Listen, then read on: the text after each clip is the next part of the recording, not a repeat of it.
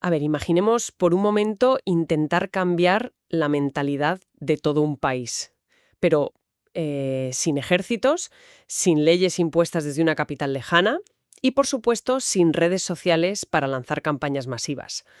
O sea, solo caminando hacia un territorio inexplorado y hostil con, bueno, un puñado de convicciones claras y un cuaderno de notas. Suena a misión imposible, la verdad. Totalmente. Pues hoy vamos a desgranar cómo un hombre en el siglo VI logró exactamente eso. Vale, vamos a desgranar esto porque la pila de fuentes que tenemos sobre la mesa es fascinante.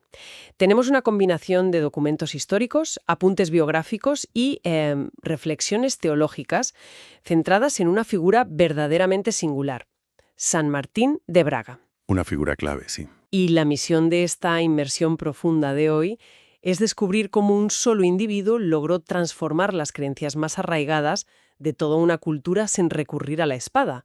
Y sobre todo, qué lecciones magistrales sobre comunicación persuasiva y cambio cultural nos dejan estas notas, que tienen más de 1400 años para lidiar con todo el ruido del presente. Pues me parece un punto de partida excelente, porque creo que es importante aclarar desde ya que no estamos ante la simple biografía de un obispo antiguo.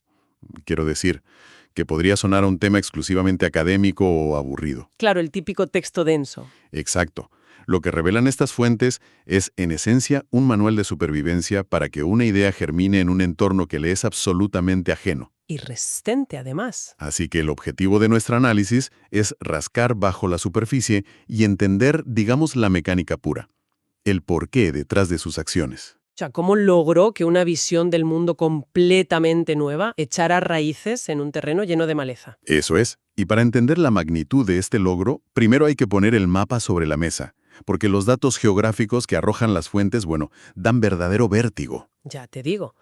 Según los textos, nace a principios del siglo VI, probablemente en la región de Panonia, que para ubicarnos geográficamente, eso sería más o menos la actual zona de Hungría o de Europa Central. Sí, por ahí andaba. Y de ahí, las notas indican que pasa un tiempo en Oriente y termina estableciéndose en el extremo occidental de la península ibérica, en el reino suevo, llegando a ser obispo de Braga en lo que hoy es Portugal. Pero a ver, espera, rebobinemos un segundo la cinta de la historia porque me estás diciendo que este hombre cruzó media Europa y parte de Oriente en pleno siglo VI, Tal cual. con el Imperio Romano de Occidente ya desintegrado. O sea, ¿cómo sobrevivió siquiera al viaje para empezar a predicar? Pues esa es precisamente la primera gran barrera que subrayan los historiadores en estos textos, porque hacer un trayecto de esa magnitud en aquella época requería una determinación que resulta casi incomprensible hoy en día. Ya me imagino. Claro, piensa que si la protección de las calzadas y las legiones romanas, todo el sistema de seguridad había colapsado por completo. Un caos total. Un caos absoluto. Cruzar desde Panonia hasta la Galicia sueva implicaba atravesar a pie o en monturas súper precarias territorios que estaban controlados por diferentes pueblos germánicos y encima en constante conflicto. Madre mía. Eran rutas plagadas de bandidaje, enfrentando barreras lingüísticas cada pocos kilómetros y una inestabilidad política tremenda. O sea, era una odisea donde la probabilidad estadística de morir de enfermedad, de hambre o a manos de salteadores antes de llegar a destino era altísima. Es que es el equivalente a hacer turismo de mochilero extremo, pero llevado al límite absoluto de la supervivencia, sin mapas satelitales, sin embajadas a las que acudir si pierdes el pasaporte. Totalmente sin red de seguridad. Y claro, cuando después de todo ese periplo infernal por fin llega a su destino, a Braga, el panorama que describen las fuentes no es precisamente un comité de bienvenida muy organizado. En absoluto. Y lo fascinante aquí es analizar el tremendo choque cultural que se produce al final de ese viaje. Porque las fuentes documentales son clarísimas sobre el escenario que San Martín se encontró al pisar el reino suevo. Nos hablan de una iglesia en pleno proceso de consolidación. Que eso suena a un eufemismo. Exacto. Si leemos entre líneas, es una forma muy diplomática e institucional de decir que estaba todo extremadamente verde y desorganizado. Y la sociedad civil en sí, bueno, los apuntes mencionan que la población local estaba fuertemente marcada por costumbres paganas, un mar de supersticiones y una fe que el texto describe como aún poco formada. Sí, así lo recogen. Claro, o sea, no es que San Martín llegara a un lugar donde la población no creyera en absolutamente nada. Es que creían en demasiadas cosas a la vez, y muchas de ellas eran un revoltijo de ideas completamente contradictorias. Y ese es un matiz psicológico fundamental para entender su estrategia. A ver, enfrentarse a una sociedad con una fe poco formada y llena de supersticiones místicas es, en la práctica, un reto colosal, Más que si no creyeran en nada. mucho mayor que llegar a un territorio que es una página en blanco. Porque el trabajo principal en esos casos no es enseñar algo nuevo, sino lograr el doloroso proceso de desaprender. Uf, desaprender es complicadísimo. Es lo más difícil. Hay que imaginar a una población rural que lleva generaciones enteras recurriendo a rituales mágicos muy concretos y físicos para asegurar su supervivencia. Hablamos de adorar a ciertas piedras buscando protección, encender velas junto a árboles milenarios, Claro, lo típico. o realizar ritos en las encrucijadas de los caminos para garantizar que la cosecha de trigo no se arruine con las heladas, o para curar a un hijo de una fiebre letal. Ya, es que visto así, no eran simples cuentos para asustar a los niños en plan folclore. Eran verdaderos mecanismos de supervivencia frente a un mundo que, literalmente, les aterraba. Exactamente. Hay que ponerse en la mentalidad del siglo VI. La naturaleza era indomable, impredecible y letal. Una mala tormenta a destiempo significaba literalmente morir de hambre durante el invierno. ¡Qué barbaridad! Por eso esos rituales paganos formaban su red de seguridad psicológica básica. Intentar desmontar ese marco mental requiere una precisión quirúrgica extrema, porque si uno llega y les quita de golpe sus amuletos y sus ritos ancestrales sin ofrecerles una estructura vital mucho más sólida y coherente a cambio, ¿Los dejas en el vacío? exacto, los dejas completamente desamparados y aterrorizados ante la inmensidad y la incertidumbre del universo. Y ahí es justo donde entra la gran pregunta metodológica que da sentido a esta inmersión profunda. A ver, tienes este panorama caótico y complejo en Braga, un pueblo aferrado con uñas y dientes a sus ritos ancestrales por puro instinto de conservación. La pregunta es, ¿cómo se cambia la mentalidad de toda esta gente de forma efectiva? Es la pregunta del millón. Porque si repasamos la historia humana, la respuesta más fácil, rápida y tentadora habría sido buscar el poder político, aliarse con el rey suevo de turno y convencerle de emitir un decreto real en plan, a partir de hoy se prohíbe terminantemente encender velas en los bosques bajo pena de prisión o muerte. O sea, la imposición pura y dura. Exacto, la que viene desde arriba. Y habría sido el camino de menor resistencia a corto plazo, desde luego. La coacción estatal es el método clásico de los imperios para asimilar poblaciones rebeldes. Sin embargo, las fuentes que estamos manejando destacan que su labor huyó por completo de esa violencia estructural. Fue una labor profundamente pastoral. Sí, las fuentes inciden mucho en eso. El texto dice explícitamente que no se limitó a subirse a un púlpito o a predicar grandes teorías abstractas, sino que educó en la fe. Y aquí hay un detalle en nuestras notas que me parece sinceramente una genialidad adelantada a su tiempo. A ver, cuéntame.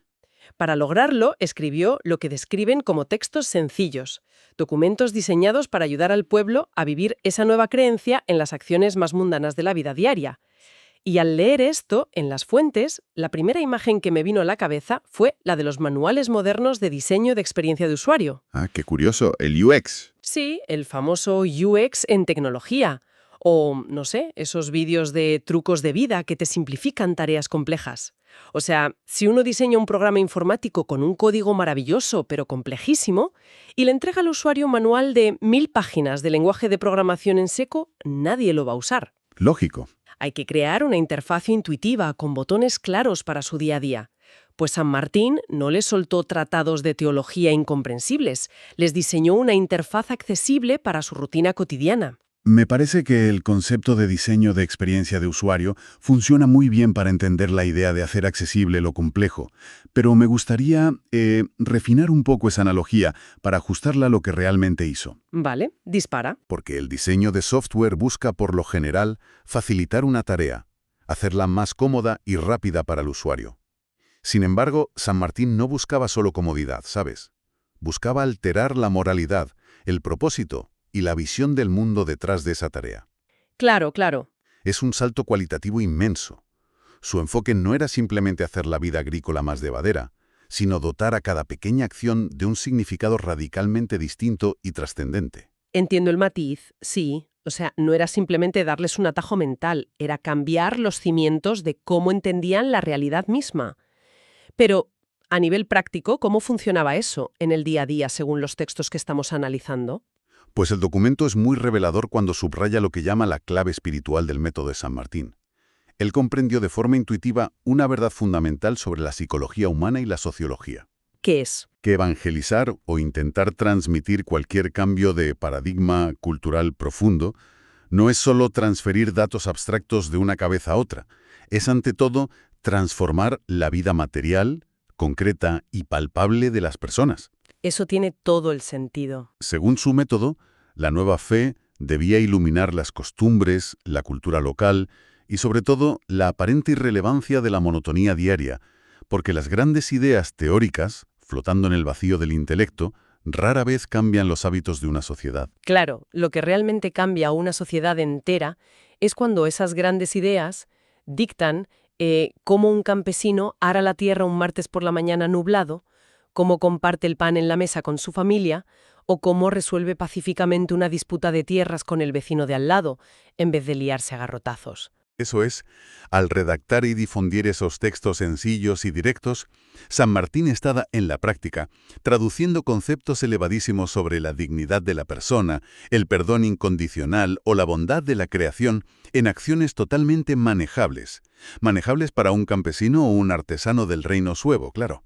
Los bajó a la tierra. Exactamente. No les exigía dominar los debates filosóficos sobre la naturaleza de Dios antes de salir a trabajar.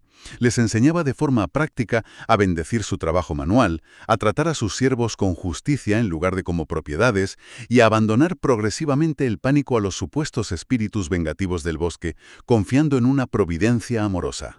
¡Qué cambio de paradigma! Estaba, para usar una metáfora quizá más propia del mundo rural en el que se movía, injertando una rama nueva y vigorosa en un árbol muy viejo. Oye, pues esa imagen agrícola encaja a la perfección. El árbol de la cultura sueva ya está ahí plantado, con sus raíces profundamente hundidas en la tierra, pero al realizar ese injerto con paciencia y cuidado extremo, la savia antigua del pueblo empieza poco a poco a alimentar un fruto con un sabor completamente nuevo.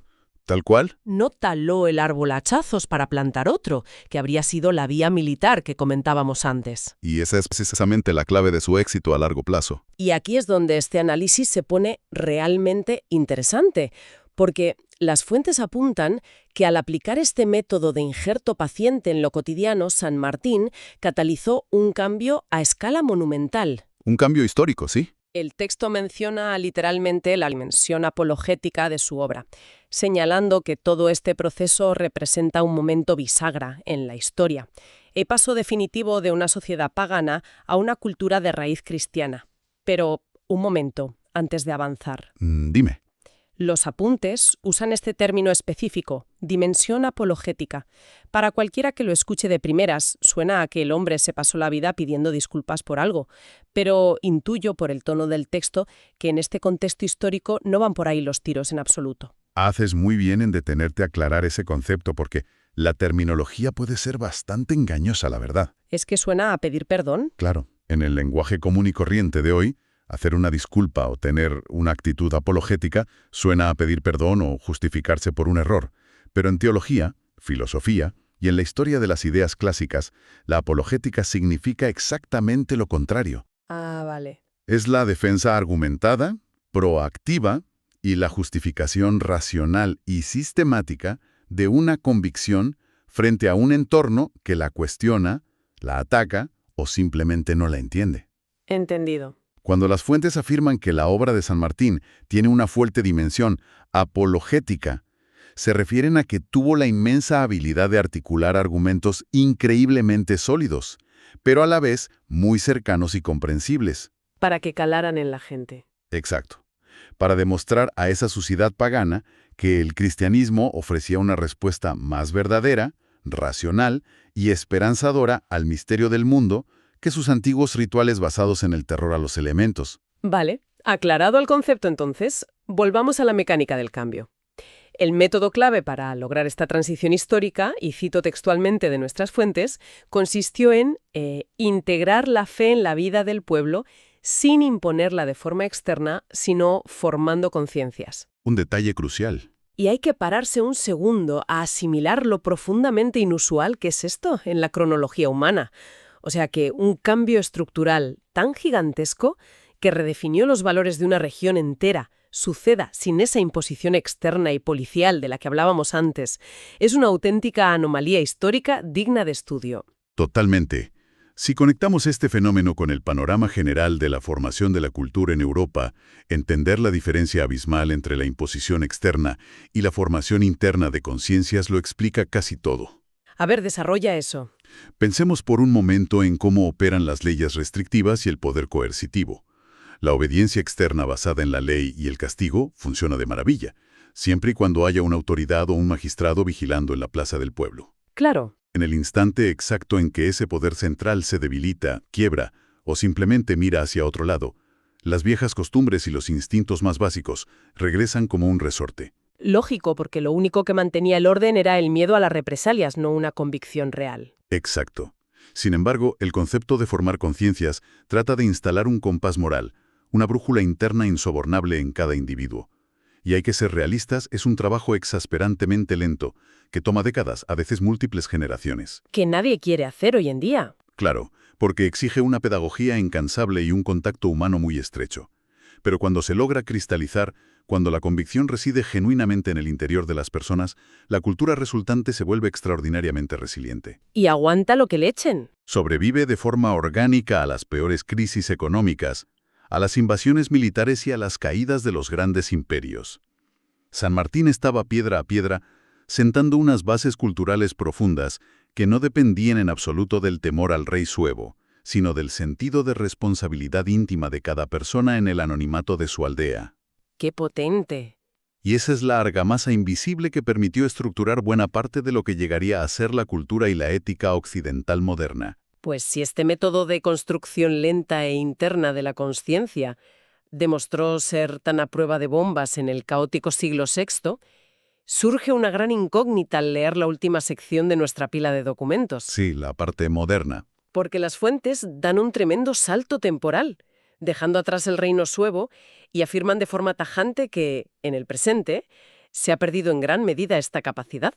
Una lástima, sí. Establecen un puente directo hacia nuestra época, planteando lo que denominan una actualización para hoy. Y el diagnóstico es muy severo, ¿eh? Señalan sin rodeos que la sociedad contemporánea habita en una cultura que se ha alejado enormemente de esas mismas raíces que figuras como San Martín invirtieron su vida en plantar. Es un análisis sociológico muy agudo por parte de los autores de estos textos, la verdad. Lo que observan y describen es un fenómeno generalizado de descristianización en las sociedades de Occidente, o si lo miramos desde una perspectiva sociológica más amplia, una severa fragmentación de los grandes relatos, éticas y valores compartidos que antaño cuestionaban y daban sentido de propósito a la comunidad. Es casi como mirar un espejo invertido de la historia que veníamos desgranando. Tal cual. O sea, hemos pasado de analizar a un pueblo rural en el siglo VI, que creía con terror en demasiadas cosas, a una sociedad contemporánea y tecnificada que, según advierten las fuentes, tiende a descartar o ignorar esa densa herencia cultural e ideológica. Las tornas se han dado la vuelta por completo. Y esa inversión del escenario nos arroja directamente a la pregunta central, que vertebra la reflexión final de estos documentos.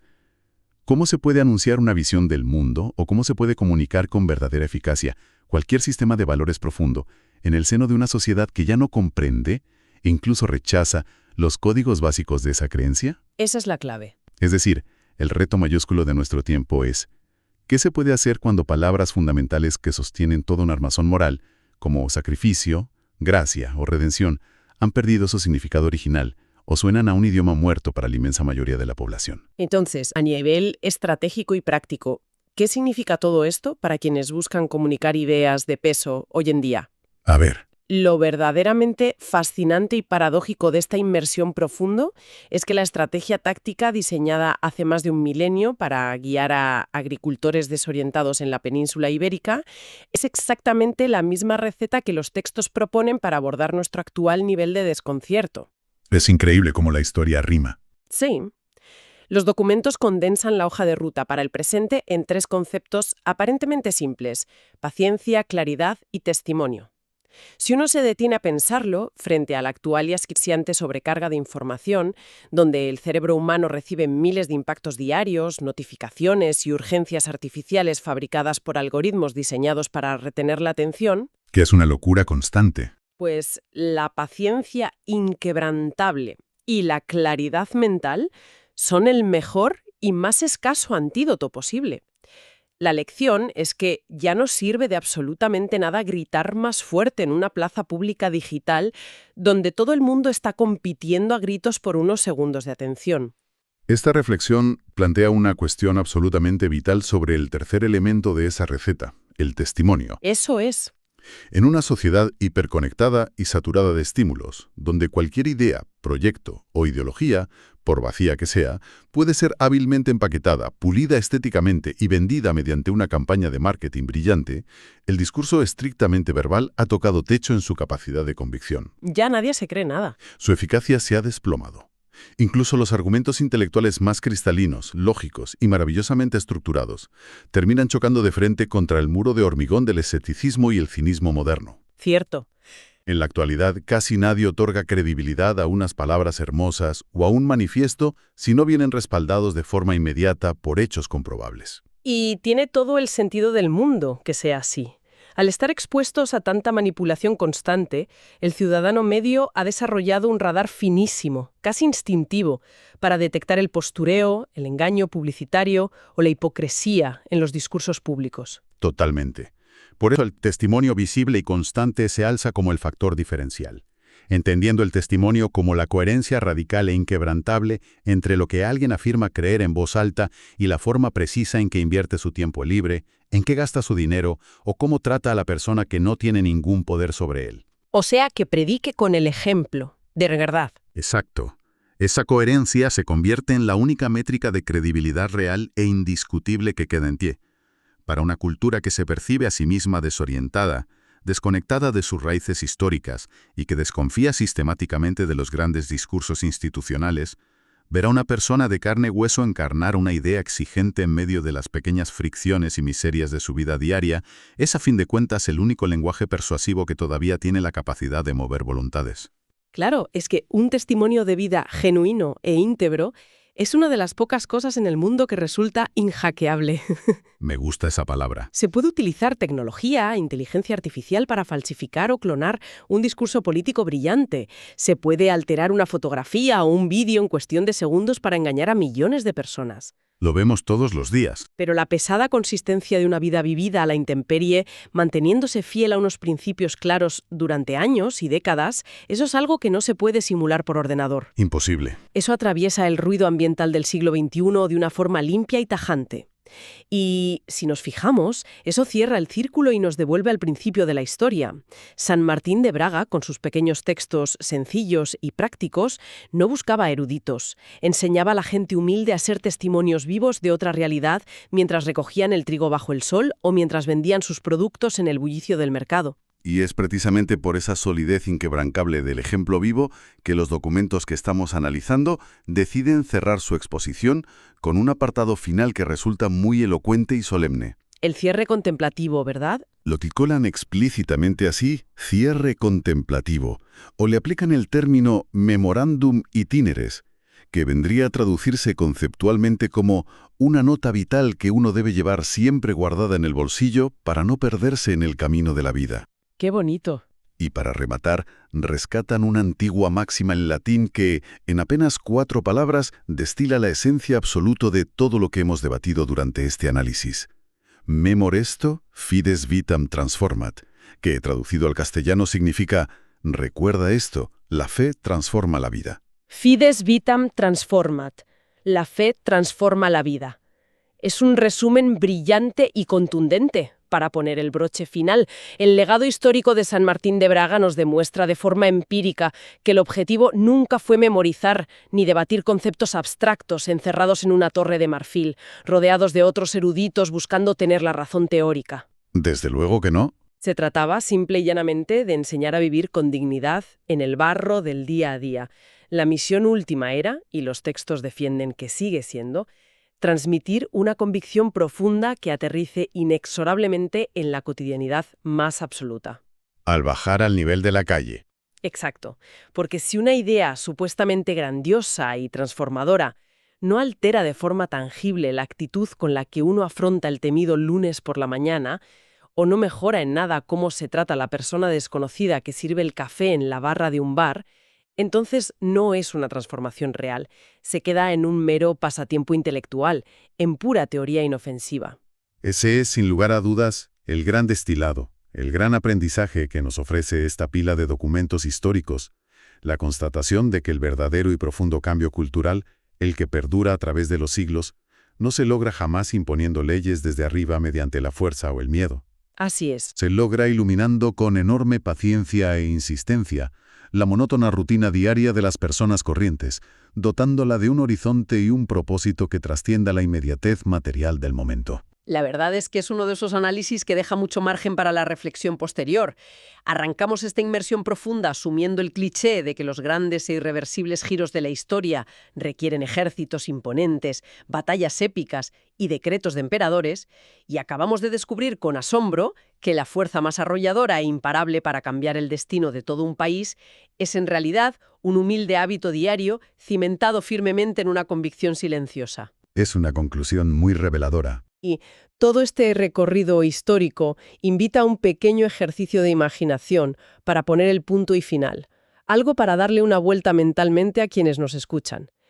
Si mediante algún giro argumental imposible, San Martín de Braga caminara hoy, en pleno siglo XXI, por nuestro paisaje digital y urbano, es evidente que ya no se cruzaría con campesinos asustados, rindiendo culto a las grandes piedras en la oscuridad del bosque. Probablemente no. Sin embargo, se encontraría de frente con un aluvión constante de nuevas y sofisticadas supersticiones modernas que dominan la psique colectiva. Habría que pensar seriamente en esa devoción casi incondicional a los misteriosos algoritmos, a los que se les cede el poder de dictar qué productos desear, qué noticias creer y cómo pensar. Los nuevos dioses. O habría que fijarse en la búsqueda ansiosa y febril de validación instantánea, midiendo el propio valor personal en frías cifras de me gusta o interacciones virales. Esas son, sin duda, las supersticiones silenciosas y los ritos paganos contemporáneos que estructuran, gobiernan y a menudo generan profunda ansiedad en la vida moderna. Sin lugar a dudas. Ante este vertiginoso panorama tecnológico, resulta verdaderamente fascinante preguntarse a uno mismo, ¿cuáles serían esos textos sencillos que este hombre sentiría la urgencia de escribir hoy en día? ¿Qué tipo de instrucciones claras, prácticas y aplicación diaria harían falta para romper de una vez por todas ese hipnótico hechizo virtual y devolver la atención humana a una realidad tangible, firmemente anclada y con un propósito vital verdaderamente profundo? Qué buena pregunta. Pues es una invitación inmejorable que nos dejan estas fuentes para detenerse a revisar con honestidad las propias rutinas y observar con atención qué tipo de creencias invisibles y algoritmos ocultos están de hecho dirigiendo silenciosamente nuestras decisiones cada día.